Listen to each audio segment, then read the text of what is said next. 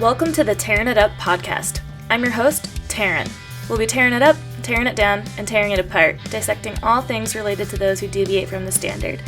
From leaders of their industry to leaders of mediocrity, and maybe a gear review or two thrown in. We shoot the shit and let the conversations flow, so if that's not your style, this may not be for you. Otherwise, listen in. Hope to light a fire in you somehow.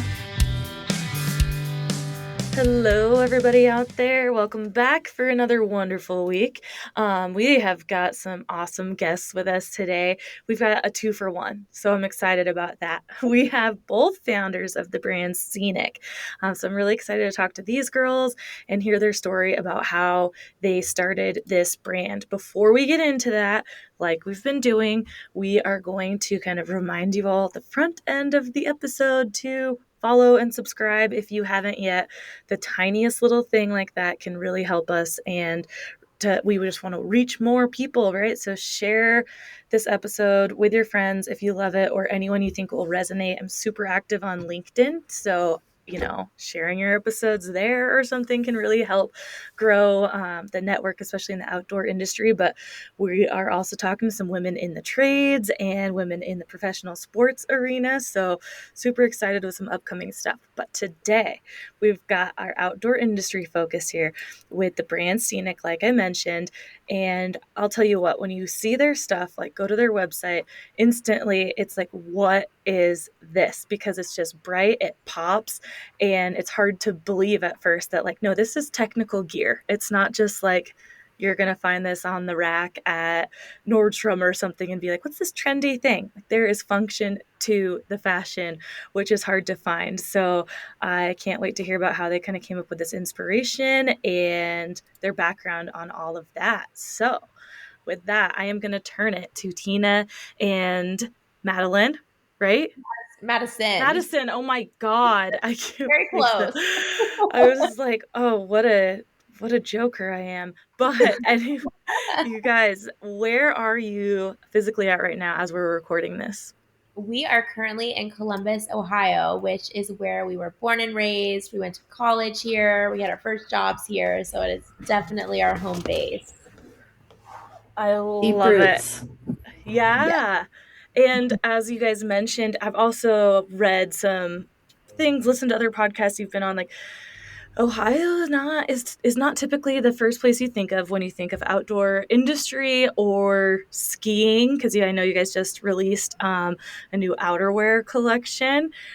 So I'd love to like really start from kind of the beginning. Like, you guys have been friends for how long? Oh my gosh. I cannot know the number, but since high school. So Nice. however long that is. Yeah. Well, it's great. Amber and I also, we went to high school together. That's how we met. So we definitely resonate with that. But like, just long-standing friendship and continuing it into kind of a professional realm. And so maybe that's something we can dive into and figure out if that has caused any struggles, or if you've ever felt like that has started to affect any part of your relationship at all. And we don't have to right now or anything, but you both grew up. You say when we're ready to talk. Awesome. How did you guys meet? Just like in high school, same class? Did you guys play like a sport together, or? So Tina was 2 years older than me. So it was kind of like she was the cool older girl, and I would always sneak into her parties. Love. I would hope she wouldn't get mad that the younger girls were there. We needed the younger girls. It pulled the cute boys. Yeah. Keeps you young. Yeah. That is so great. Again, something we relate on, because Amber was a year older than me, and so we played sports together, but she was definitely driving me like around, and we were getting into some shenanigans for a while before I had a car and whatnot. She was definitely the older girl that my brother was like, don't you be going and getting in trouble with Amber. Too late, bro. Yeah, 20 plus years later or something, we're still getting into trouble here and there, but much less. Significantly much less. Yeah. Helps that I moved, states away, but Awesome. So you guys met in high school, formed this friendship. What are your next steps here? Did you guys go to college in the same area, same college? Like, how did your In relationship college. continue to grow? Yeah, we both went to Ohio State, so 30 minutes from our home suburb. So we really did not go far.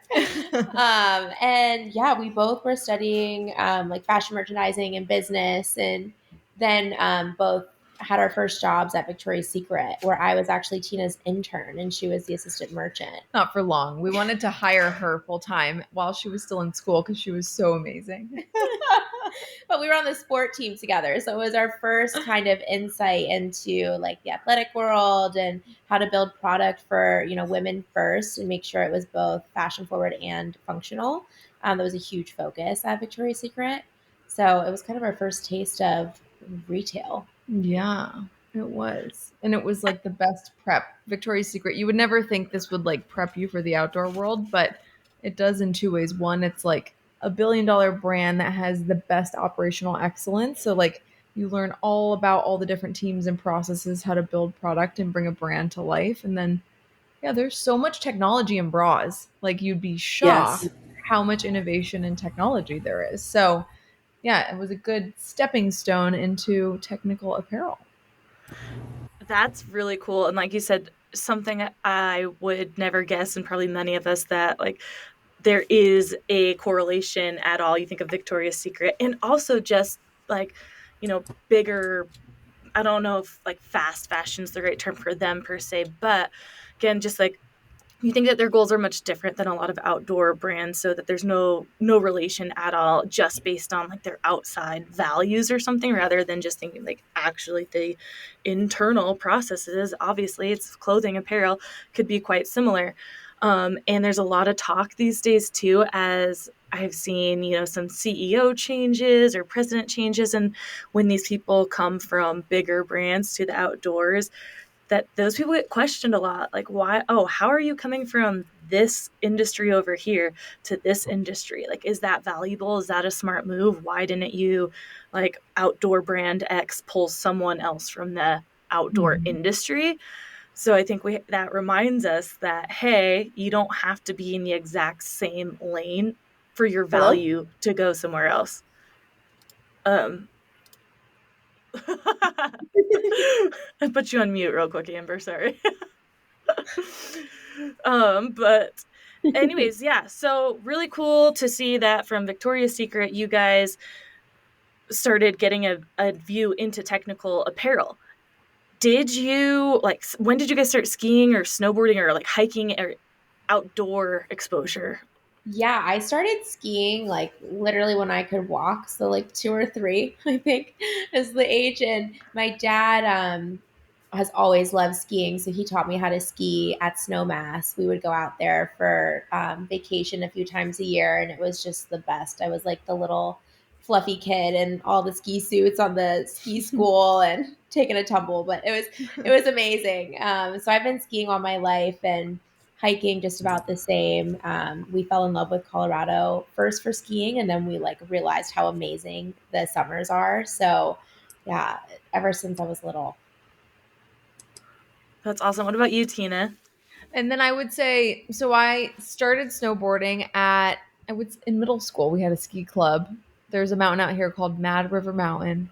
It's actually I think it's on the Icon Pass. I think it is. And it's pretty interesting. They have a ski racing team, and it's a hill for sure compared to any mountains at Tahoe or in Colorado, but absolutely just fell in love with the culture and just the social aspect that comes with skiing and snowboarding. It's such a social sport, and there's nothing like it.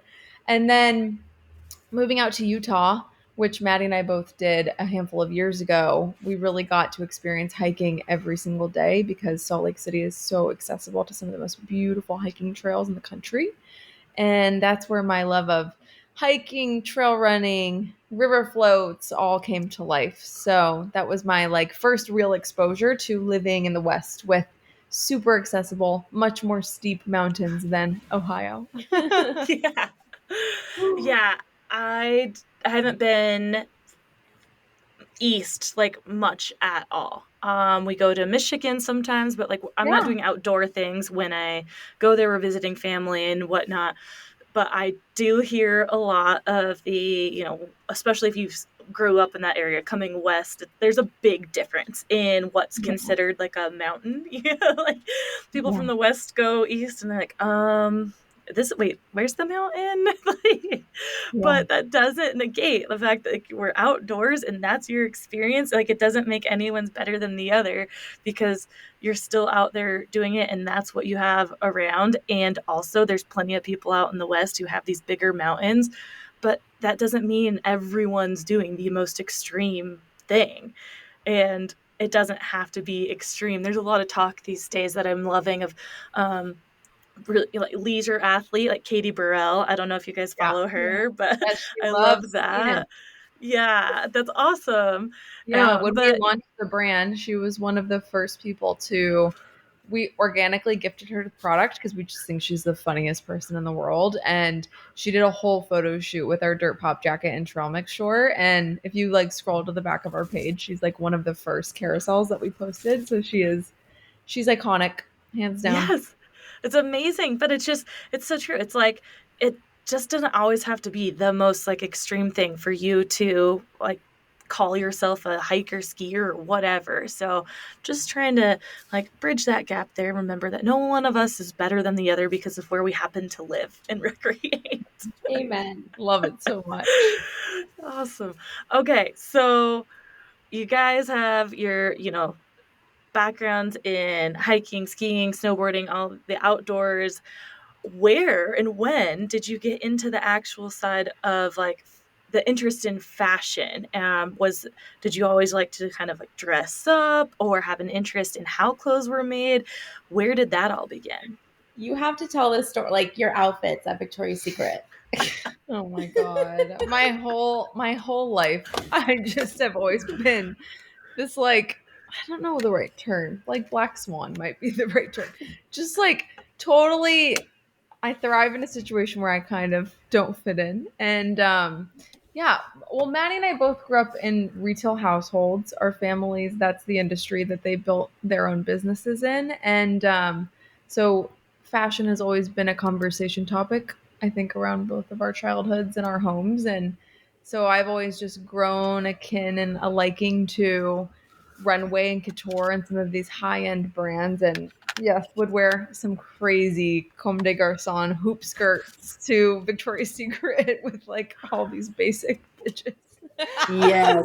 I love. That's Yeah, awesome. so there, yes.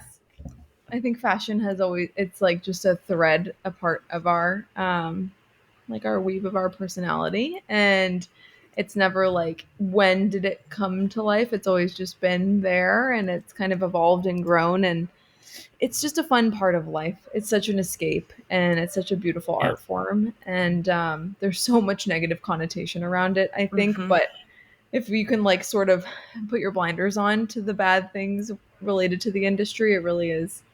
It's a beautiful thing. So yeah, it's funny when we try not to use the word fashion in relation to scenic, I think, because the connotation can be so negative. Mm-hmm. But it's cool when other people sort of bring it up and they notice that we are pushing the trend aesthetic of our outdoor technical gear to a world that might feel like fashion. So it feels like a compliment. So thank you. Thank you for the question. I am so glad that you mentioned that you guys don't like to refer to it that way, but you enjoy hearing it from other people. So, some people can shy away when they're like, we don't refer to it that way. So please don't, people out there. You're like, no, we want to see how people perceive us and what their thoughts are on it. And it can be fun to see. And like, so you're like, as long as like, that's not how we describe it, but if other people want to describe it that way, then that's okay with us. And I like that open perspective that you guys have for your feedback. Yeah, I think you have to be open or else like what's the point? Yeah, You know? Yeah. 100%. Ever evolving. And Yeah. it's hard. A lot of people aren't these days, right? So it's nice to come across the people that are, and you can have these like just nice conversations that aren't just so opinionated or shut down if someone has a view this way or that way. But I digress, and I want to touch on your fashion like choices or like comment on how it lives in you. It's just kind of like dormant. I've been thinking about this a lot lately since. Do you guys know the brand Ewer? Yeah, I actually Okay. just was met Mallory over. It's Mallory, right? Is the founder? Yeah. Yeah, I Yeah. just met Mallory over Zoom this morning. Oh, awesome. Yeah, Yeah. she's been on the podcast, and it was really since our conversation with her and sharing her story on her like fashion choices, whatever, as a child, and like her way of expressing herself. And like that's exactly what you mentioned, Tina. Yeah. And I, growing up, never looked at it that way, never cared like about it too much. But also as a middle schooler or teenager, high schooler, those things, there's so much pressure on how you should look too, that I feel like for a lot of us, you don't even know that it's an option to be creative in that way, to like show yourself through your clothing, because just so much judgment can come with it. And so I love seeing, now I look at others differently too when I see like wild outfits or something, that it's not just like, oh my god, that person's like a little crazy or something, it's just like, that's so fun, that's who they are, that's showing Yeah. you a part of who they are. And again, I think it's because at least where we grew up, and I know a lot of places, you had pretty strict rules about what you could wear, whether it was how short or just there was kind of rules behind it for school. So it didn't seem like you could really go outside the box, or you couldn't figure out how to or whatnot. And I'm seeing a lot more of that now. And as an adult, I can just appreciate it so much more and appreciate when people are like, that's their artistic kind of creative side of them. Mm-hmm. Yeah, it's a total self-expression. Yeah, there's a positive spin you can always have on it, and I think when you think about fashion or personal style with a glass half full mindset, it really is like it's so empowering and it's such a confidence builder. So, Mm-hmm. I think it's really important as women that we have that outlet and that tool and we're empowered to express it, cuz I feel like it does get what's the word, like it gets Scrutinized. yeah, exactly. Like you can almost get shit on for wanting to express that. Whether you're Exactly. Yeah. doing whether you have the same aesthetic as everyone else or you have a different one, like I think it's important to be able to express. Yeah. So it is interesting. Freely, too. Yeah. Yeah. Instead of being like, oh, I must cover this up or that up, or not have this or have this a certain way, or follow this trend or not follow that trend. It's like, just you do you, honey. Yeah. Body Yeah. choice. Absolutely. Totally. Well, and I think it takes a certain amount of courage still to do that, because even outside of Totally. school, right, we're full grown adults, but there's still a quote unquote like standard of what's like normal or whatever, so the fact that, Tina, you're showing up to Victoria's Secret in these like outfits that no one else would wear, I just love that so Uh, much. I wish I could see you there. And again, Oh. that just takes so much self courage, and just knowing kind of who you are and not being afraid about what people are going to think. And clothing still is, that's the first thing we see on people, right, is that. And we can get a lot of judgments for that immediately before people even talk to you. So the fact that, yeah, that's just, you haven't seemed to be afraid to show yourself through your clothing for your life is That's awesome, his and goes into a personality lot of other too. choices. Oh Yeah. yeah. Yeah, like my favorite quality that she has is she's like purely herself 100% of the time, which I think is somewhat rare. Like you see Hmm. a lot of people can kind of like switch depending on their audience, and Tina is just Tina always. It's the best. Oh, I love very it. refreshing. Yeah, So it is. Sweet. Well, yeah, I think it connects too to like a sneaky quiet intention for why we're building Scenic is because like Maddie and I just felt like we didn't have an aesthetic and technical gear that felt like us. Hmm. And we Yes. had a group of females who also were getting outdoors together and also had the same problem. So it's interesting, like the aesthetic of technical gear has historically been quite one note. And there's so many new brands tapping into different looks and although they may not be for everyone, it's pretty cool that there's these new outlets and ways to express yourself in technical gear. So it's a really like exciting time for the industry when it comes to self-expression for women. Yeah, that's such a Yeah. good point. Outdoor apparel has been so drab for so long. I feel like in the ski and snowboard outerwear, there's been colors, there's been patterns and things like that. But as far as everyday kind of technical wear, it's like still sometimes when I go to put on a certain brand of pant, I'm like, gosh, I look like a dork or something, just I just feel so Or I like I can't love, even lift my leg up. Like, what the yeah, fuck is that? Yeah. totally. Yeah, Madison, I'm wondering about like what was your kind of did you find self-expression through clothing the same way or how Yeah. was it for you? I was never like quite as like Crazy is not the word. crazy, like what's the word I'm looking for? Bold. Bold. Avant-garde. Yes. Crazy. As Tina, I would say I like really experimented with makeup and that was Yeah. like my self-expression. I don't look like it right now, but but that was like another thing too. It's like with scenic, it's like being comfortable expressing your femininity, whether it's the clothes you're wearing, feeling comfortable wearing makeup, doing an activity. Like um one of my inspirations actually, I have a really good family friend who played D1 hockey in college and she started a t-shirt line that said my game face includes mascara because she would get made fun of for wearing mascara during her hockey games and that always left such a big imprint on me. I'm like, yeah, why is that such like a faux pas to like express yourself while doing a sport or being active? So that was a big inspiration Mm-hmm. too. I love that. Does she still sell those shirts? I don't think so. My You guys next should one, rebrand it with her. yeah, totally. A graphic tee of some sort. Yeah. That's a really good point. I personally just haven't ever really been a makeup person, but I do not shoot down others who are because I have really good friends who they always are putting on mascara for any activity, and that's snowboarding or anything. That it's like, okay, it's just the way that makes them feel good and confident. And Right. it's okay to have some value in that. It's not necessarily like saying that your entire value is in how you look, but man, there is a lot of valid times where it's like if you look good, you feel good, and 1,000. I think, like I said, that's just 100% valid to have those moments. I love that shirt concept so much, and if So I was good. a mascara girl, I would 100% like we got to do this for every kind of sport or anything. Yeah. And again, just going like being true to our femininity where it's okay, we can do that. You don't have to feel like it's a bad thing to be feminine doing these sports. And I feel like for a very long time, especially in the more male dominated places, that as a girl or female in those, you really had to tone it down. You couldn't show any femininity.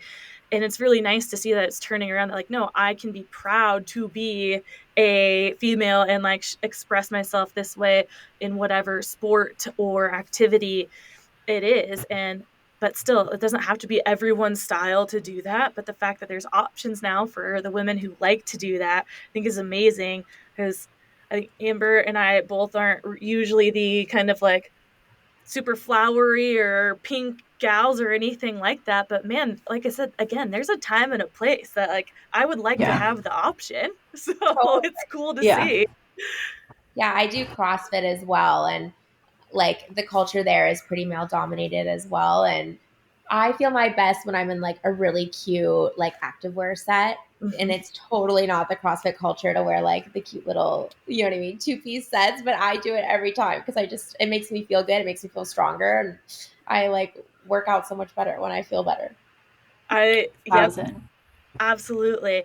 It may not be the matching set, may not be the like CrossFit kind of thing, but still like you see the short ass shorts that are like bright pink and again have all these designs, like all these brands are very like bright and patterny and stuff. So it's like there's still that show of femininity in that world. They're just like, oh, not like this way. It's like, well, why can we Right. be this way and not this way? Like, come on, like whatever.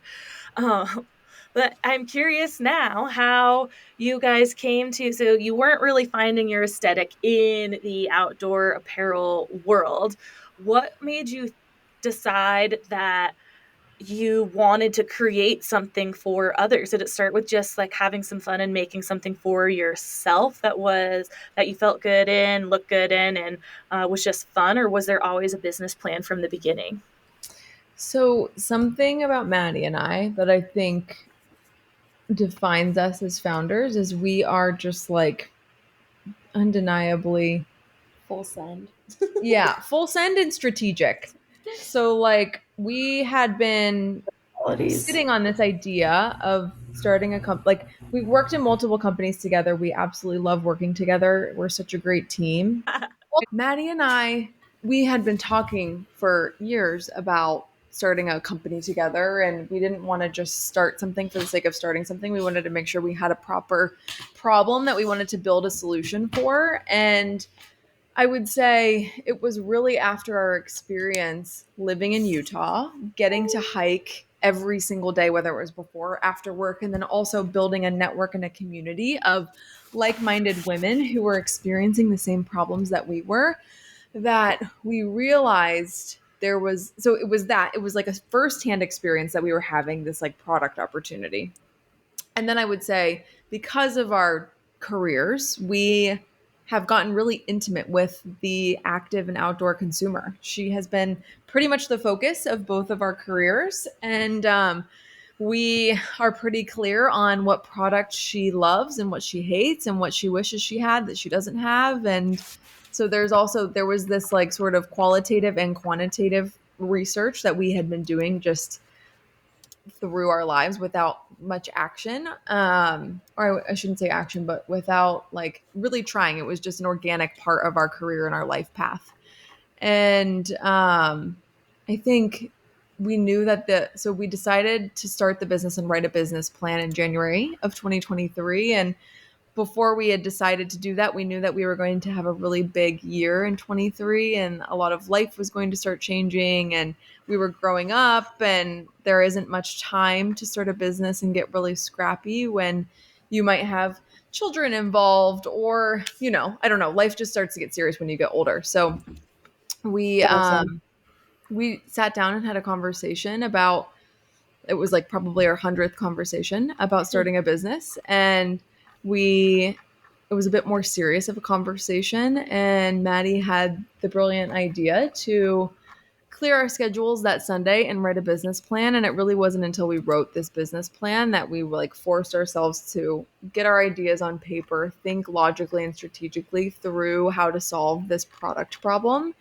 And once we wrote the business plan, it was this unspoken action of like, we just have to do this, and there's no other way, there's no other option.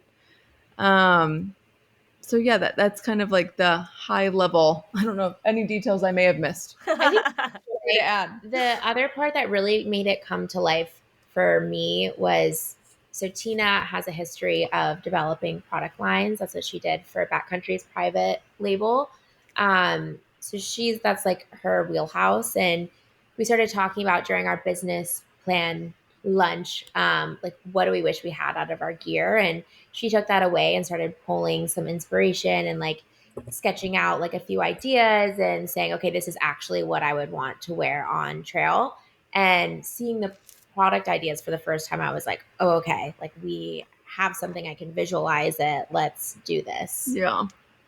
It was very funny. I don't know if you guys have ever done this, and I tell this to everyone now because it was such a transformational experience. But writing a business plan like totally changed my fucking brain. Like, I don't know Yeah. what about it, but it just like I swear from that moment I was never the same. Like it just put all of these ideas into the world that like couldn't be taken back, and they like had to be actioned upon. It was wild. So that was it's been a slow roll for us. It wasn't like this. We woke up one Yeah. morning and had this idea, right? It's like we've been working in this industry. We're so intimate with this Mhm. customer. We are this customer. We got to experience her problems firsthand in Utah. And it was like, holy shit, if we don't do this, someone else will. And like, now's the Mhm. moment. Yes.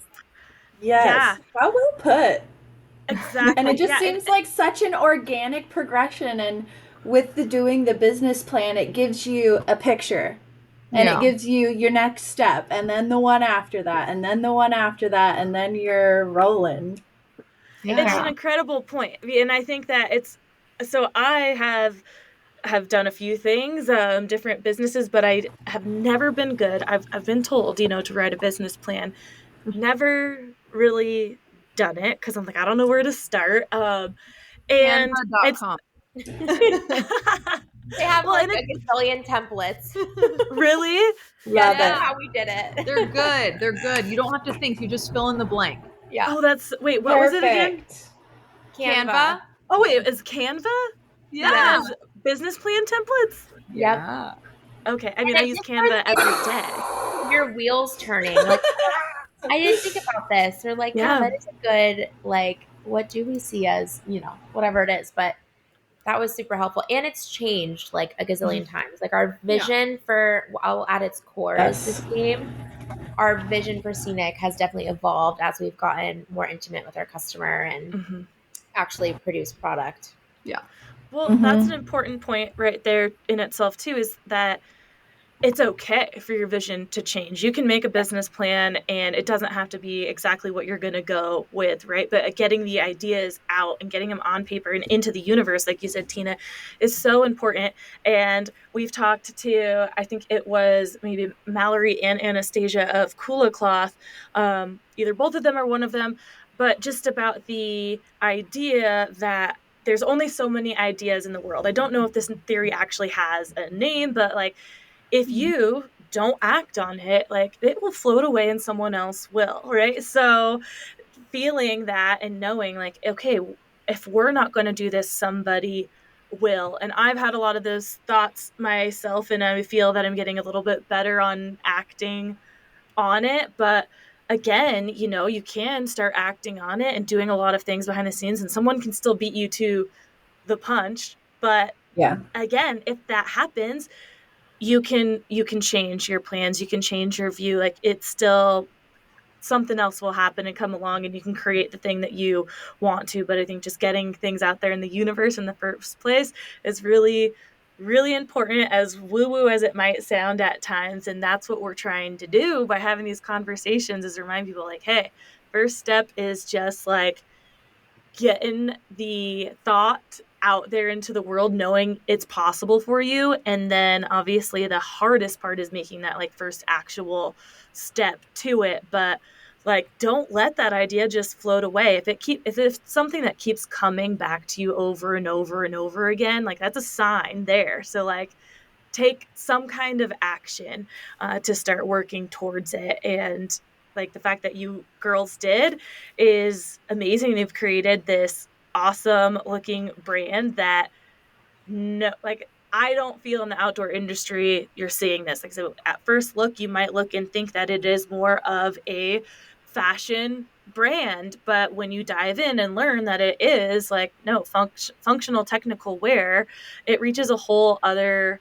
audience. Like the crossover is just amazing. And like, so you don't see a lot of it. You see brands adding colors and patterns and being more conscious of the actual like fit for a woman's body, but it's still very much a mountain bike pant or short or top or something, right? So Yeah.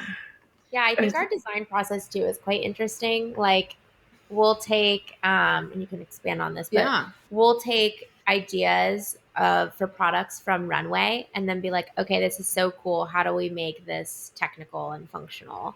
And so it's kind of like reverse. Like a lot of times you start with the function and then create your style, and we start with the fashion and then say, okay, how do we build in the most technical properties we can so it's just as functional as it is trend driven. Yeah. And I think that's just because, like, function is a non-negotiable for us. It's mhm. like we assume it's always going to be there, so the exploration is really in silhouette and raw material. Like that's like what's to be like researched and developed. And you're right. Like we get this feedback a lot, and we also agree. Scenic products look completely different than what's on the market, and it's because we're not referencing natural landscapes, and we don't live in the West, and we're like looking at inspiration from the city, and we have different inspiration points and different muses than a lot of the design and developers, I think, that are creating product in the outdoors or have created for the last few decades. So it's a totally different vantage point and perspective. And it's funny to see like the end result looks way different as well. But Mhm. the goal is to make sure it functions equally on the same playing field as historic outdoor gear. I love it. I think that it's just incredible. Like just another way of people finding you. You can reach so many different people, and it makes people wonder a little bit more. They're like they have to kind of dig in to find out what this is all about. So I feel like it kind of can hook people a little bit better than like, oh, there's another, like I said, outdoor brand who specializes in this sport or something. Like I don't need that. Like you see SENIQ and you're like, okay, and they're, oh, what is this? Like, wait, this is technical gear, and like for the simple like marketing brain in me of thinking about SEO and stuff like the people staying on your website longer just because they have to click around to figure out like what's happening, I think is like maybe a tactic you never ever even considered being like coming into play, but it's working for you, I think. Anyways, it seems that way from a viewer's point. What was your first piece designed? Yeah, so the inspiration style for the brand was our trail mix pant. So I would say like the biggest problem when we decided to launch Scenic that we were trying to solve is creating the best hiking pant, the most feminine and the most technical hiking pant on the market. And that really came to life because like my least favorite part of my hiking experience when we were living in the West was getting dressed, and that just shouldn't be the case. There's no excuse or reason. Like it should be something much more badass than that, like weather or I don't know, like Yeah. strength incline, physical strain. So yeah, we really wanted to develop the like an iconic hiking pant that would stand the test of time in terms of silhouette as well as functionality. And would love to send you guys our trail mix pants so you can try it for yourselves. I think it is one of the most versatile pieces in our collection because of the silhouette. It really feels like you can wear it on trail or off trail, whether that's to work or to dinner or just dressed up in your casual everyday life. And then the other beauty of this pant too is the fit is feels quite custom because the waistband is inspired by the Swedish military waistband called a Gurkha. It has these double Love. adjusters on either side of your hip. I think as women, one of our biggest pain points with bottoms is finding a pant that fits your ass and your waistline. Usually there's some Mm-hmm. sort of gap, right? Which Mm-hmm. causes you to have to Shoot. wear like a belt you don't want, or you just sacrifice and you like let it fit horribly. And this Gurkha waistband allows you to customize the fit around your waist and adjust the waistband to fit your natural waistline while the pant still has enough room to cover your bum. So What a concept. Yeah. it's truly Like, the pant and the product that I feel like has put Scenic somewhere on the map. I don't know where on the map we are, but we're somewhere. And you're there. yeah, would love for you girls to try it and let us know your thoughts. Yeah. Absolutely. I'm checking it out now, and the Yay. what's it called? The Gurkha? Gurkha. Gurkha. That's Yep. so cool and such a good idea because I have different issues than the waist gap. Well, I have love handles. So I feel like what Yeah. happens for me is like I just finding the right fit where fitting above or like where they sit. And so sometimes a belt is just I hate belts because it causes that extra bulge too depending on what you're wearing and how your top fits. Like I fucking hate a belt with a passion unless I have to, which is why I've become like exclusively a bib gal when it comes to ski outerwear. And I have a million overalls too, and just like one pieces because I'm like, you know what? I just don't want to deal with this.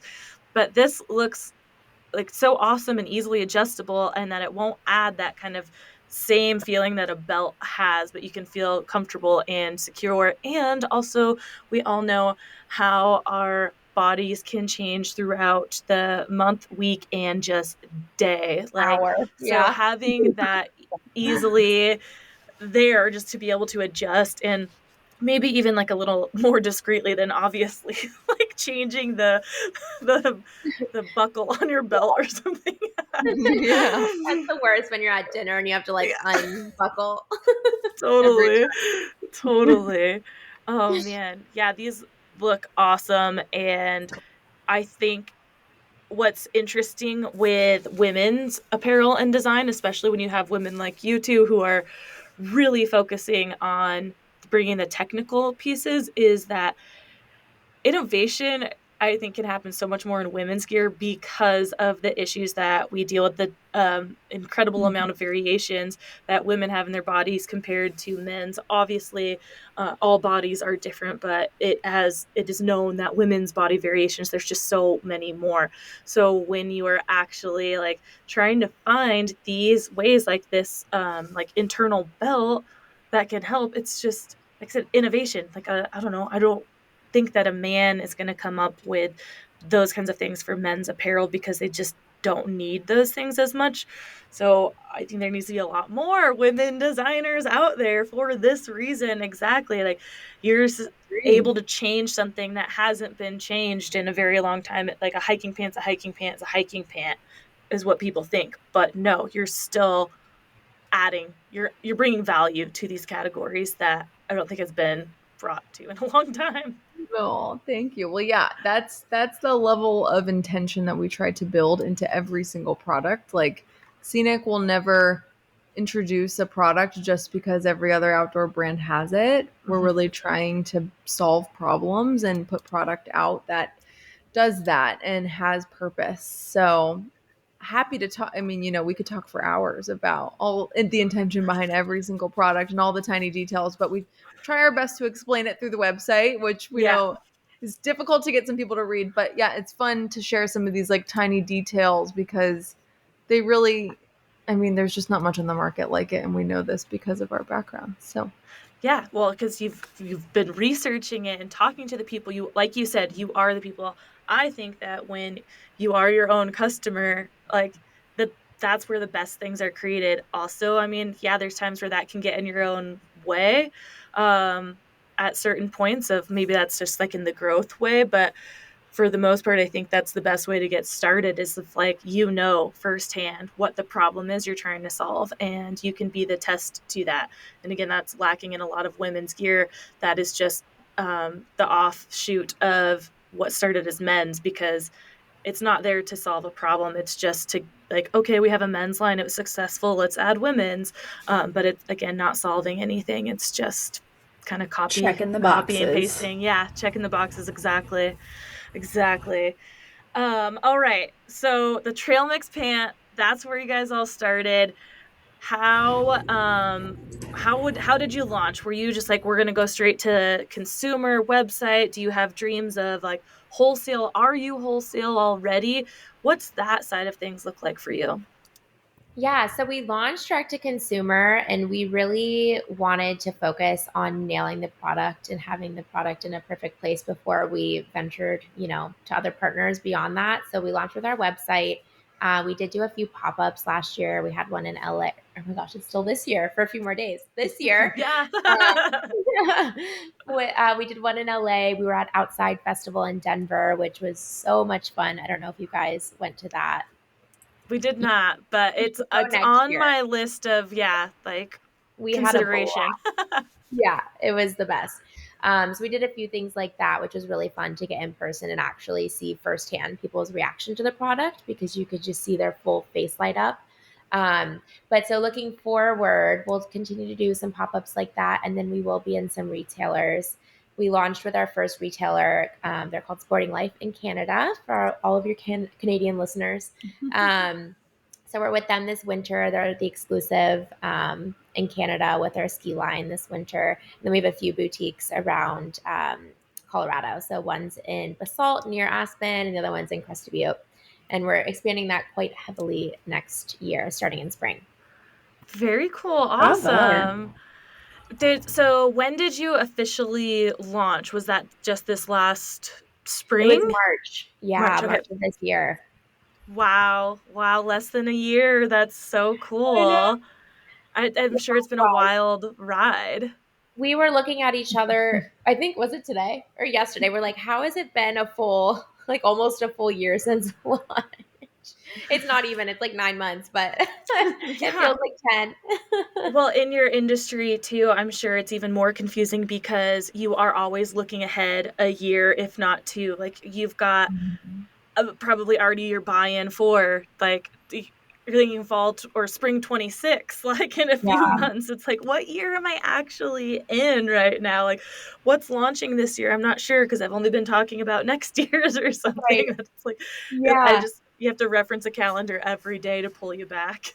totally. And it's so easy to get caught up like in the hamster wheel and not really like sit back for a minute and be like, oh my gosh, look at what we've done this year. And you know, all the experiences we've been lucky enough to have. And we have a little meeting on Friday called the Little Wins meeting so that we actually take a moment to be like, okay, this was really cool that this happened this week. And that's been really helpful to kind of just like take a moment to digest everything that's happening. Yeah. That's such a good idea. I've heard of other people kind of having similar things of confidence, like boosters, like focusing on those wins, because a lot of times, especially if you're having like a weekly meeting, you're talking about what can we do better? Like what Yeah. went wrong with this campaign or something like that, instead of like what is fucking doing great and like let's just high Yeah. five today. And I need to get some kind of system going for a weekly or daily or something kind of reminder to pull you out of the just like head in the ground and nothing's working type thing. Like no, focus on what's working, because that just can shift your mindset so much to go into the next thing. 1000%. It's Mm-hmm. funny because like it's really fun to experience the wins, but the conflicts or the struggles take up so much of your brain space because you have to spend so much more Yes. time fixing them.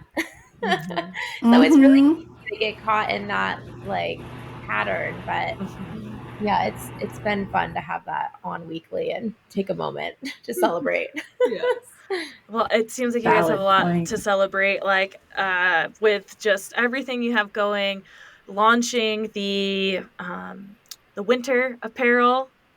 How is that? How has that been received? Do you feel that there was much of a difference between your the reception of the hiking everyday stuff to the winter stuff, or has it been pretty similar?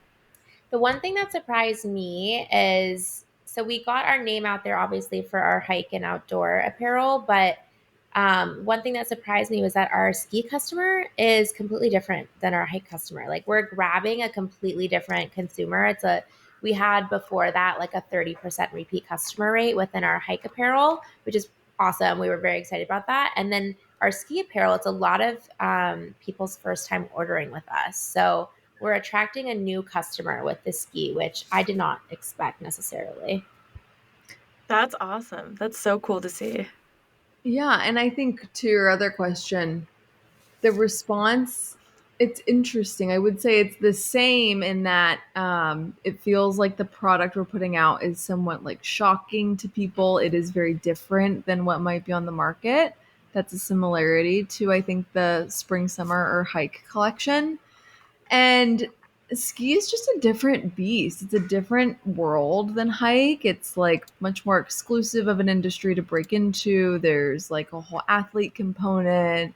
And so I think we're still learning it. We're like about 2 months in. We launched on October 15th. And thankfully, we've had some pretty strong sell throughs, so we're not too pressured in terms of the inventory department. But it really is, I think, our challenge is building credibility with the technicality of our garments, and that just inevitably takes time, right? And Mm-hmm. the right Mm-hmm. partners and the right ski shops and the right events. So it's interesting. Ski is definitely, I would say, a more technical space than hike. The Mm-hmm. expectations for gear are higher, and we love the challenge, and our gear absolutely holds up and stands up to the challenge, and we're just like dying to get it on as many girls as possible and athletes. Heck yes. Yeah, that's amazing.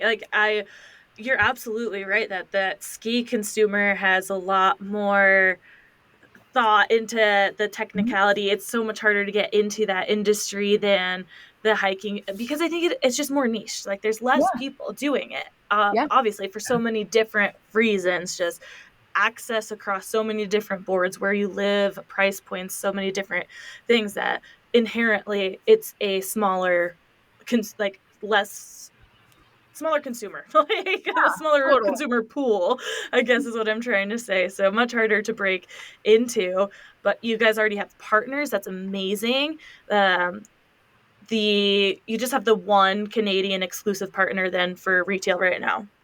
We have the Canadian, they're exclusive for Canada, and then we have a Oh, few got it. smaller boutiques in In Colorado. Colorado who Awesome. are picked up our ski. I saw you guys just did a little like road trip tour thing throughout. Was that just in Colorado that you did that, or where did that take you, and what were you doing on that fun little road trip I saw on Instagram? Yeah, so I think if anyone follows our Instagram, it's probably quite obvious that community is a huge pillar of why we are building this brand. And we wanted to bring our collection on the road to allow girls to demo the kits and touch and feel the fabrics that we sourced for months and see all of the details for themselves before having to commit to buying. And we started first in Colorado because that was the easiest resource wise. Enough, we had the most free friends couches to crash on, and we knew the spots well enough. So we decided to start easy on ourselves. And we hit 6 different mountains, anywhere from Snowmass and Buttermilk to Copper to Breckenridge. And it was an amazing experience. I think there's just nothing like bringing your product to an in real life activation and actually getting to share the brand story and these product stories in person with your community and building those like really lasting and real friendships. So it was a wonderful experience. We also were able to build in a trade show in the middle of the road trip as well, which was quite exciting and productive. And we have some new resort partners, as Maddie mentioned, that came on board because of that trade show that we'll be launching with next fall, winter. So it was like a life changing trip. And we learned so much. There was so much that we won't repeat because it didn't work. And there was so much that was wonderful that we absolutely will just continue to build on and grow. So we're planning to kind of we're trying not to plan too far out. It's like we want to build these road trip experiences and take the learnings and then craft another even Mhm. better road trip and then like get better every single time and just focus on like slow momentous progress. And so we're hoping to hit potentially more of the Colorado mountains because we didn't even come close to scratching the surface. There's so many. And Yeah. then potentially getting over to Salt Lake because that's a drivable distance. I would say we have quite a community in Tahoe too, which I'm dying to get to. So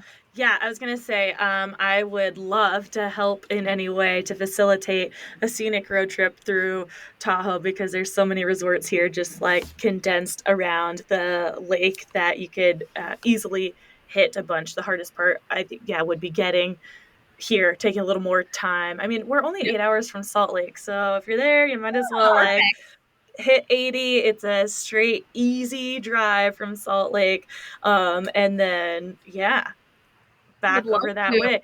So you were just showing up, like, were you doing meetups with a group you have on Facebook, or how were people finding you? And then did you have the clothes set up at the resort? What did a day look like for that road trip? Yeah. So short answer is every day was different. We were kind of testing all different types of pop-ups and activations and events. So whether that meant we were popping up in a retailer that carried our product in their shop, or we were popping up in a retailer that didn't carry our product in their shop, or we were meeting girls in the parking lot at the base of a mountain before they went up and rode. We also just met girls for coffee, and we facilitated all of these meetups really through Instagram and our website. So we posted a calendar on our Instagram through a carousel so girls could have visibility to where we were going to be and when.